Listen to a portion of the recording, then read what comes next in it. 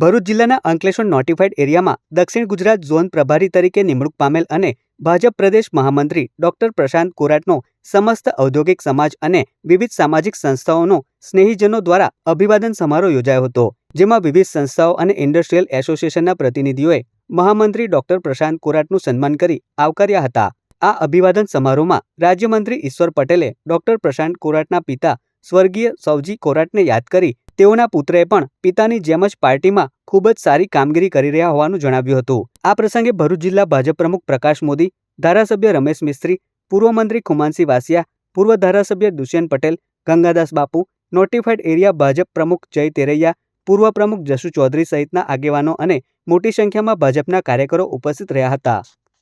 નિષ્ઠાપૂર્વક કામ કરે છે અને 100% પાર્ટી એને ક્યાંક ને ક્યાંક સારી જવાબદારી પણ આપતી હોય છે।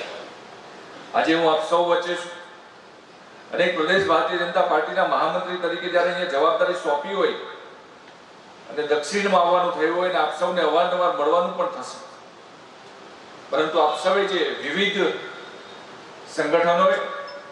વિવિધ ઔદ્યોગિક સંગઠનો, સામાજિક સંગઠનોએ આજે અંકલેશ્વરની આ ધરતી ઉપર મારું સ્વાગત કર્યું છે, અભિવાદન કર્યું છે, ત્યારે આપ સૌનો આજે આવકાર મળ્યો છે એનું કાયમી માટે ઋણી રહીશ, આભારી રહીશ। પ્રદેશ મહામંત્રી તરીકે નિયુક્ત કરીને આપણા દક્ષિણ ગુજરાતના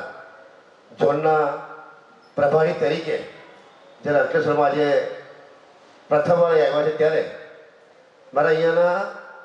તમામ નોટિફાઈડના તમામ સમાજના લોકો, મિત્રો અને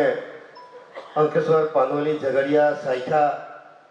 તમામ ઇન્ડસ્ટ્રીના સૌ લોકોએ જે ભવ્યથી ભવ્ય